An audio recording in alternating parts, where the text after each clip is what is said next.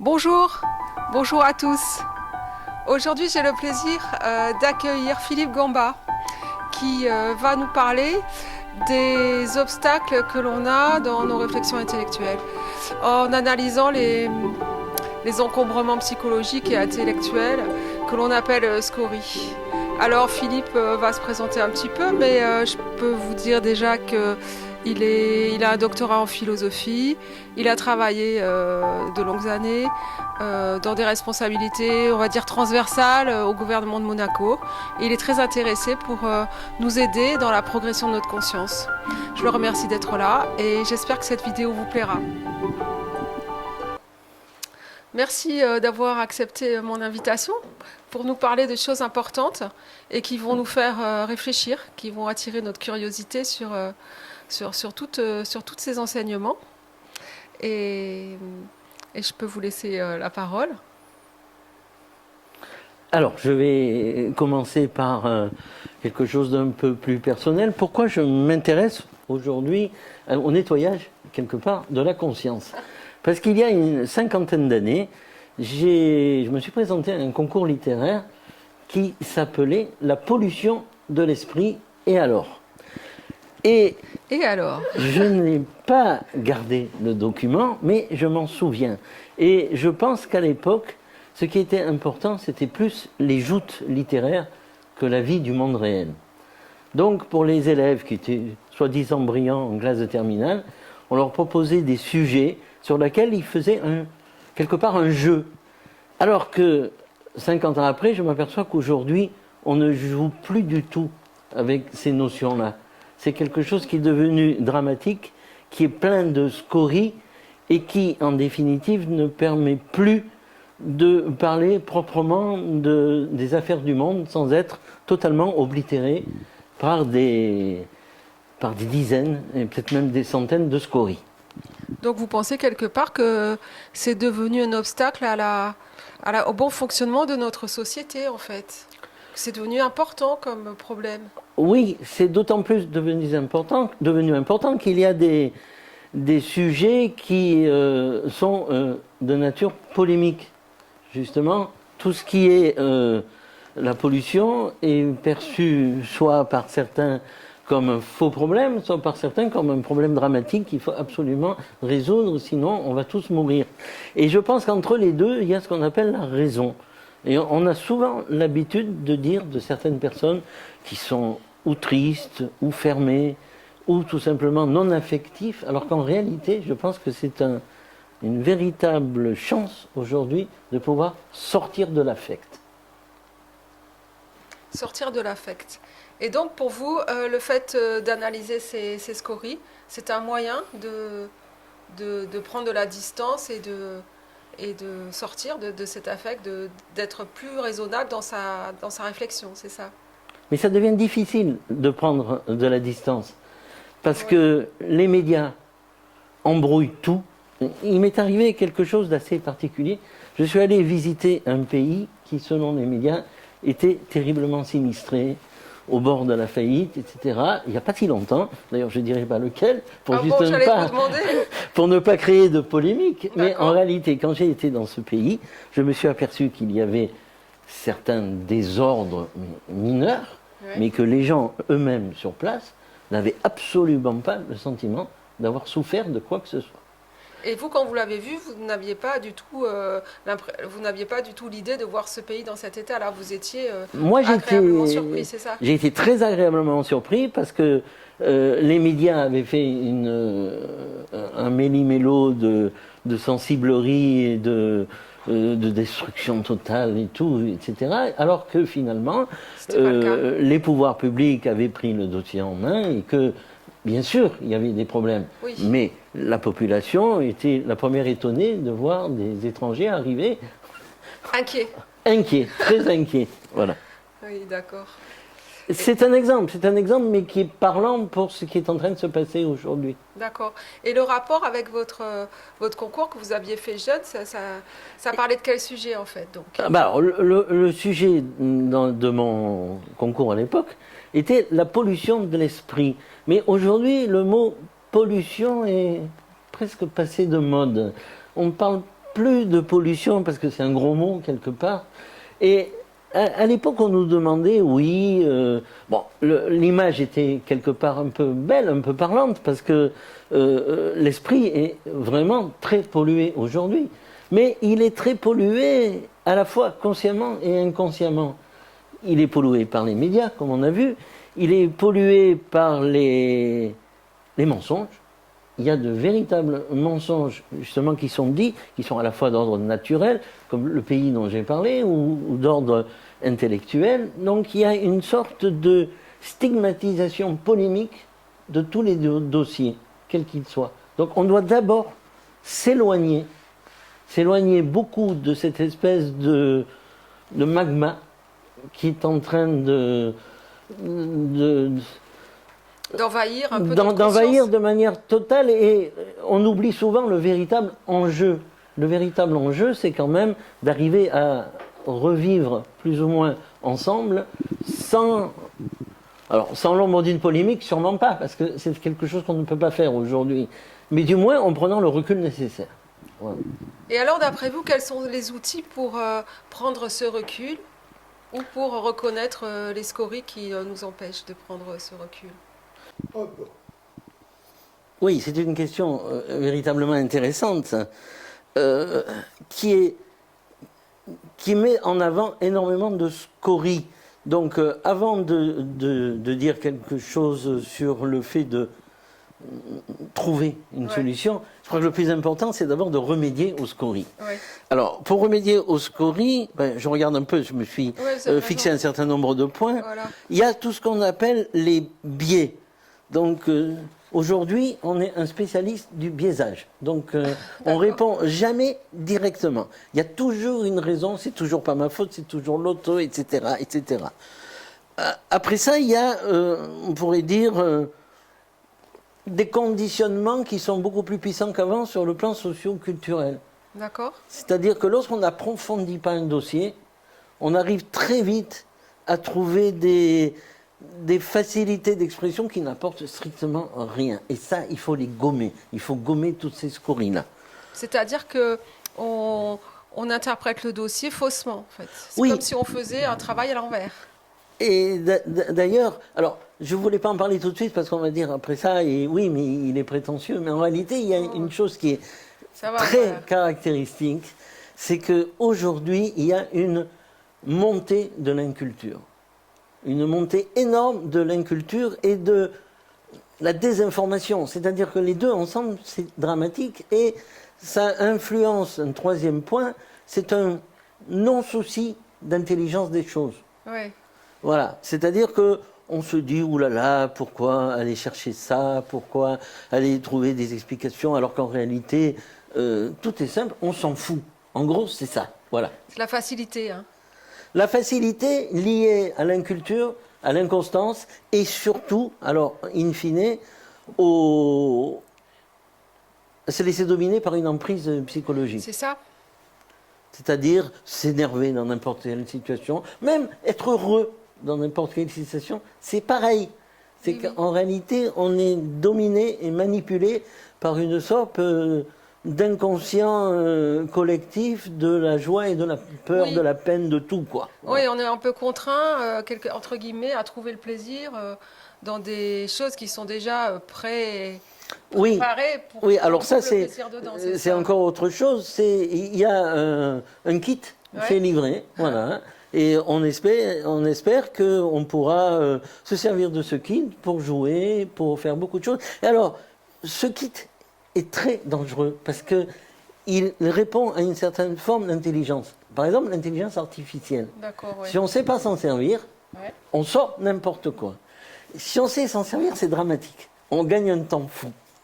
Oui. Et on a l'impression à ce moment-là que finalement, quelqu'un de bien a fait le travail à notre place. Oui. Si elle nous donne des données, elle est capable de... Mais si elle réfléchit si elle décide à notre place, c'est là le problème. Elle ne décide pas à notre place, parce que tout est dans le questionnement. Voilà. J'ai un peu travaillé ça, et j'ai essayé, je ne dis pas de piéger, mais de contenir dans un certain domaine l'intelligence artificielle. Oui. en lui répondant, oui, c'est très bien, mais pourquoi on n'irait pas utiliser un autre schéma? Et là-dessus, elle est très forte, parce qu'elle répond dans son petit commentaire, en effet, il y a une autre dimension qu'il convient d'analyser. Oui. Mais il ne faut pas lui laisser réfléchir, il faut garder le projet, il faut garder les questions pointues pour qu'elle puisse y répondre. Il ne faut pas la laisser dans des réponses trop Il ne ouvertes. faut pas la laisser divaguer. Voilà, il ne faut pas être trop feignant par rapport à ça. Il ne faut pas que ça nous rende trop Il ne faut pas être feignants. fainéant du tout. D'ailleurs, Au contraire. elle se sent, alors elle se sent, c'est pas un sentiment Ouais. du tout, mais elle se sent obligée, entre guillemets, De répondre. d'aller plus loin dans Ouais. la réponse. Sinon, on va encore lui poser la question en lui disant, tu n'as pas répondu. Mais c'est très intéressant. Moi, j'ai été bluffé par ça. Il y a des domaines où je dois dire qu'elle a presque fait le travail à ma place. Ouais. Et donc, quelles sont les scories qui sont un peu pervers et qui nous entretiennent dans cette sorte de marasme intellectuel, quoi? Ben, disons que la première scorie qui est paradoxale, c'est l'excès d'information. Ah, L'excès total d'information sur des sujets, quels qu'ils soient. Et bon, on a ça avec Internet maintenant. j'ai même eu un sujet d'agrégation Ouais. qui disait à l'époque, l'excès est insignifiant. L'excès est insignifiant. Bon, alors ça pose bien sûr le problème du signifiant, du signifié, mais ça pose surtout la question de dire tout ce qui est excessif est inutile. Et aujourd'hui, on a tendance à oublier que finalement la mesure est la meilleure des choses. Et oui, quand c'est trop, c'est trop. J'ai un exemple précis. Ça le dit, excès, c'est trop. Donc, C'est trop. Je suis allé à une soirée de gala où ma fille faisait de la danse, Oui.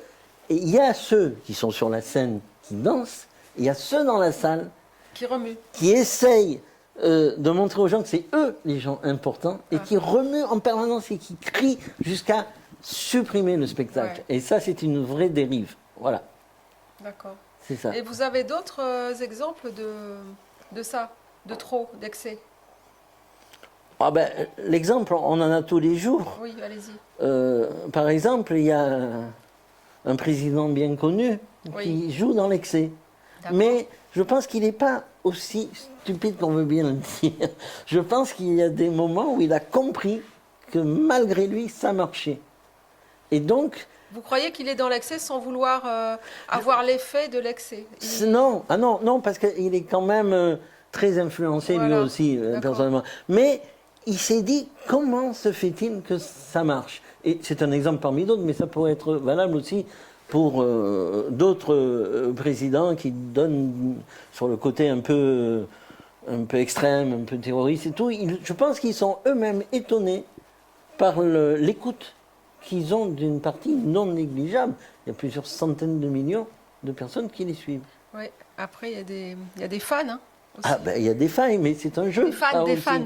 Ah des fans. Ah non mais le fan, Il y a des groupies. le fan, la groupie, le supporter. Oui. Il y a des grands philosophes qui ont Ils sont traité ce toujours d'accord, sujet-là pour dire que, alors là, c'est vraiment l'insignifiance absolue. Ouais. Moi, j'ai pas une. Les grands sportifs, par exemple, se plaignent souvent d'avoir des fans sans condition. Ouais, voilà. C'est ça. Et ça, je pense que c'est une perversion, une scorie totale aussi. Mais Voilà.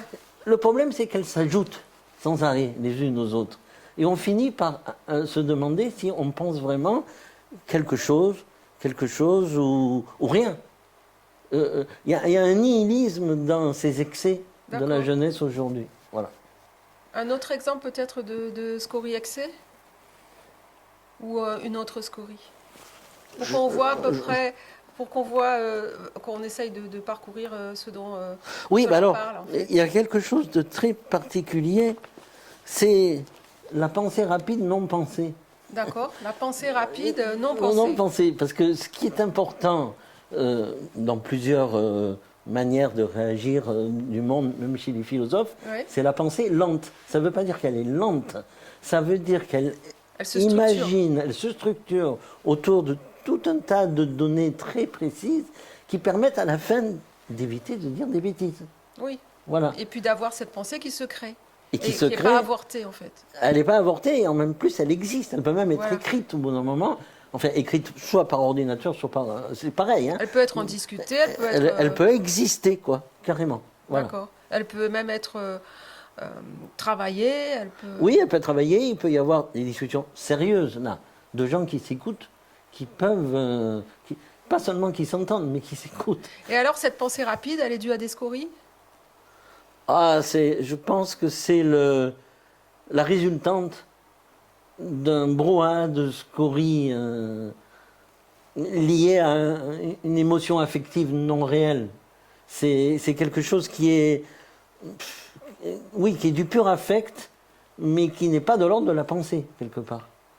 D'accord. Et vous l'analysez comment pour essayer justement de... Enfin, si vous avez une idée, pour essayer justement de lutter contre ça, contre cette pensée rapide.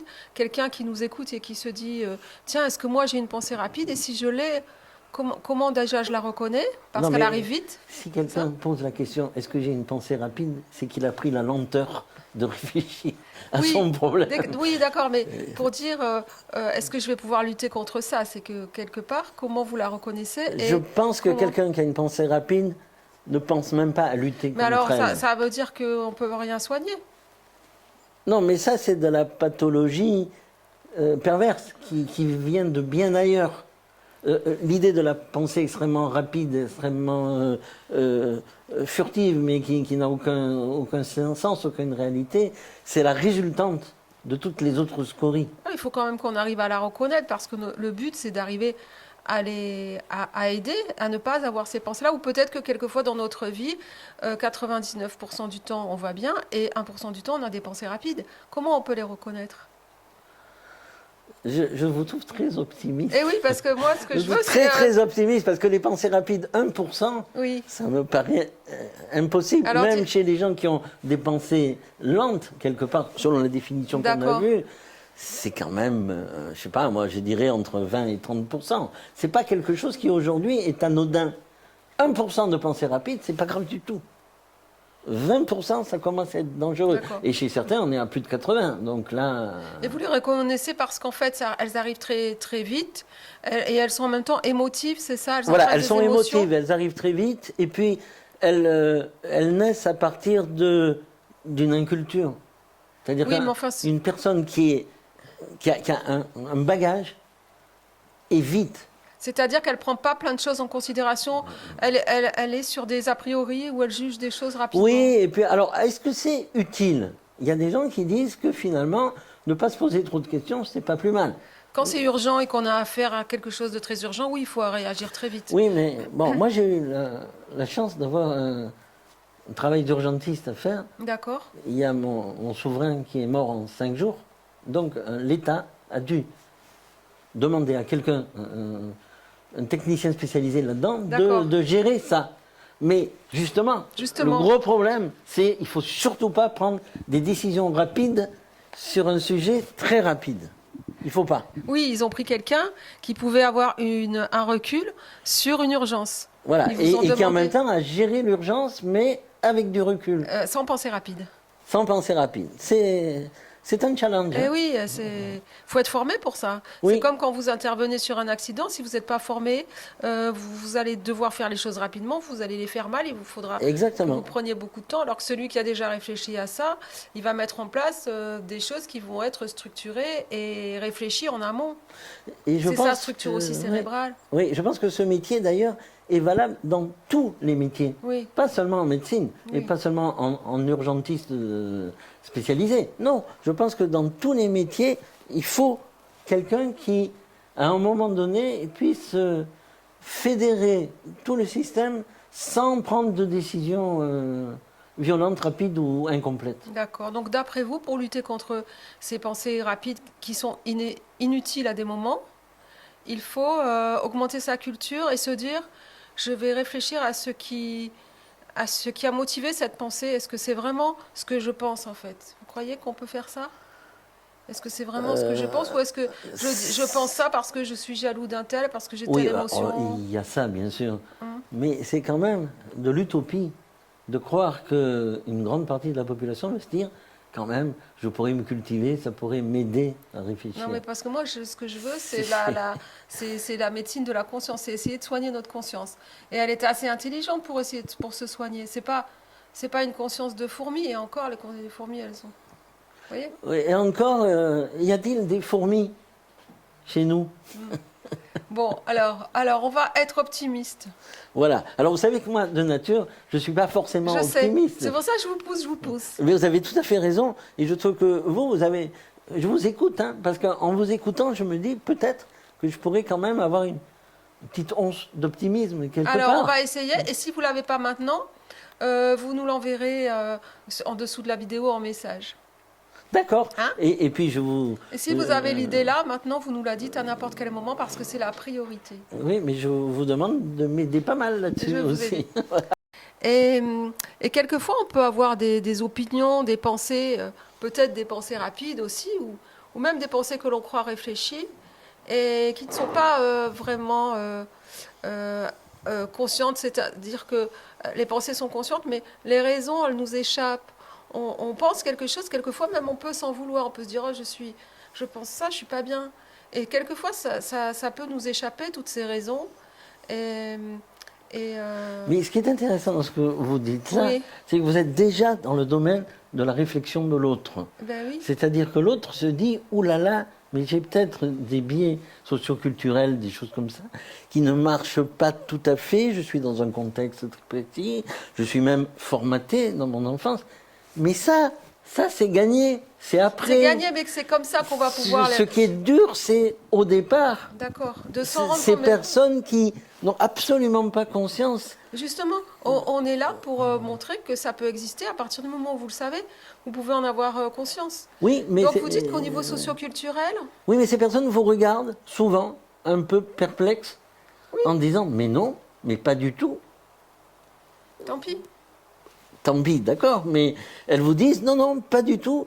Moi, presque je suis né avec ces convictions-là, j'ai aucune raison d'en changer. D'accord. C'est ça qui m'inquiète, moi. Non, pas forcément d'en changer, mais déjà de le reconnaître. Oui, oh ben, oui donc, déjà de reconnaître. Est-ce oui. que vous pensez que ça peut être donc socio-culturel Oui, c'est socio-culturel, mais c'est très difficile qu'une personne fasse une introspection dans ce domaine-là. C'est très difficile. Moi, j'ai déjà eu des observations presque violentes de personnes nous disant mais c'est toi qui es dans l'erreur. Tu te poses des questions sur des choses qui n'existent absolument pas. On est tous avec du socio-culturel. Oui, mais vous n'êtes pas à dire sorti des 4000 de l'Arche de Noé, il n'y a pas d'animaux. C'est un jour, c'est extraordinaire, il y a quelqu'un qui m'a posé la question, il m'a dit on vient de 4000. J'ai dit non, on vient de 400 millions. Et encore, on n'est pas tout à fait au point. Mais vous non plus, vous n'avez pas la vérité absolue. Oui, mais on ne peut pas dire que le masque socio-culturel de l'Arche de Noé est la seule vérité au monde. Voilà. Voilà. Voilà, il faut se mettre à la place de l'autre aussi. Et ça, je pense que c'est le plus dur. Parce que on ne peut pas se mettre à la place de l'autre. Parce que si on était à la place de l'autre, on ferait exactement comme ce qu'a fait l'autre. Exactement. D'ailleurs, c'est le contraire qui est intéressant. C'est que l'autre se mette à notre place, comme ça on a l'impression que... C'est pareil. Non, c'est pas tout à fait pareil. Voilà. Ça dépend si on est... Savoir pourquoi, est-ce qu'il a réagi comme ça Oui. Voilà. À moins qu'il soit complètement déséquilibré au niveau non, de ses réactions cérébrales. Non, mais vous êtes une optimiste, une utopiste réelle. Oui. Moi, j'ai beaucoup de mal à penser comme ça. C'est pas grave. C'est peut-être une scorie le fait que vous ayez du mal aussi. Alors ça va être difficile, la réponse. Non, la réponse est et si la scorie, c'était d'être trop heureux comme vous sur les choses qui ne sont pas forcément, qui conduisent pas vers l'optimisme. Alors on en revient au bien et au mal. C'est-à-dire que c'est bien d'être heureux. Ça va dans le sens de la vie. Donc c'est bien, on peut le ressentir sans dire que c'est bien. Voilà. Mais on peut être heureux sans dire qu'on l'est aussi. Oui. Donc le fait d'être... Ça, il faudra beaucoup chercher. Hein. Le fait d'être optimiste, c'est plutôt dans le sens de la vie. Donc c'est ça le bien. Donc c'est pour ça qu'on essaye de faire des choses. On ne va pas essayer de faire des choses pour être mal. Oui, mais le pessimiste voit tous les mauvais côtés pour qu'à un moment ou à un autre, il puisse devenir justement optimiste. Voilà. Ça c'est ce qu'il faut faire. Voilà. Donc cette scorie socio-culturelle, pour vous c'est ça, c'est une scorie, le fait d'avoir des influences socio-culturelles qui nous obligent à penser des choses et on n'a pas vraiment les tenants, les aboutissants de notre réflexion. Qui nous bride, mais il suffit d'aller creuser, je pense. Il suffit d'aller un peu creuser dans dans le domaine de la culture, de la médecine, de la santé, de tout ce qu'on veut. Et je pense que si on creuse, on arrive à un moment ou à un autre à se poser les vraies questions. D'accord. Mais il faut creuser. Alors, on va peut-être se demander, mais pourquoi est-ce qu'il faut creuser? Moi, je suis bien comme ça. Euh, Parce que vous pensez on est plus libre lorsqu'on laisse notre pensée exister grâce aux valeurs de notre conviction profonde, en fait. Oui, mais on arrive à un point, justement, pour revenir au début de la conversation, où ça, c'est un jeu agréable. Oui. Mais aujourd'hui, il y a des enjeux, et des enjeux mortels. Donc, si on va trop loin dans ce genre de plébiscite du bonheur intérieur, ça a beaucoup existé dans les années 80, ça, c'était le fait d'être heureux, de faire du sport 5 heures par jour. Mais on ne sait pas ce que c'est qu'être heureux. Donc, voilà, donc... c'est pas faire du sport 5 heures par jour. Oui, c'est ça. Donc, il y a eu des excès déjà à cette époque-là, et aujourd'hui, il y a plus de nihilisme que d'excès. Moi, j'aimerais bien qu'il y ait un petit peu d'excès, mais il y a du nihilisme. Et ça, c'est pas terrible. D'excès en quoi vous aimeriez bien? En tout genre. C'est-à-dire d'arriver à sortir de soi pour... Alors, ça ne serait plus un excès négatif, ça serait un excès positif. Il y a des gens qui prennent sur eux de passer une vie à se reconstruire, par exemple. Des gens qui ont été terriblement handicapés, à qui on a dit tu ne marcheras plus, et qui un jour se mettent à nouveau à courir le marathon. J'ai deux exemples en tête. Mais bon, c'est... C'est pas un excès, ça, c'est juste remettre à plat... Oui, mais ils vivent une vie d'excès terrible, beaucoup plus fort que les autres, dû à leur maladie, qui ne leur permet pas de se reposer vraiment. Ils sont sous pression en permanence, parce qu'ils ont un objectif. D'accord. Voilà. Alors oui, c'est un excès, mais un excès positif. Est-ce qu'on peut parler d'excès positif? Je ne sais pas. Ben, l'excès, c'est déjà pas positif, mais... Là, c'est un excès de... On peut parler d'une spécialisation. Voilà. Une spécialisation de projet qui fait que tout est fait pour ce projet, pour aller mieux, pour faire le marathon. Ou... Oui, le marathon, c'est un exemple. Ça oui, peut oui, être autre chose. Hein, oui. C'est déjà assez excessif, le marathon. Oui, mais... Voilà. D'accord. Bon, eh bien, vous avez d'autres scories à nous dire? Bah, écoutez, je crois que j'en ai déjà... En tout cas... quelques-unes là. Mais si j'y pense, voilà. vous en trouverez d'autres. En tout cas, je vous remercie beaucoup pour nous avoir ouvert cette question sur pourquoi nous pensons les choses rapidement, pourquoi nous sommes amenés à avoir des émotions quelquefois alors qu'on ne maîtrise pas vraiment les sujets, et pourquoi quelquefois nos réactions sont agressives ou sont non comprises, même par nous-mêmes. Et donc c'est important de savoir tout ça pour vivre mieux en fait. Je vous remercie. Encore un optimisme. Et voilà. Oui. Je vous remercie beaucoup d'avoir accepté mon invitation. Et j'espère que cette vidéo vous plaira. N'hésitez pas à poser les questions dans les commentaires. Je pense que Philippe se fera un plaisir d'y répondre quand il aura le temps. Merci beaucoup. Je vous dis au revoir. Au revoir Philippe. Au revoir Dominique.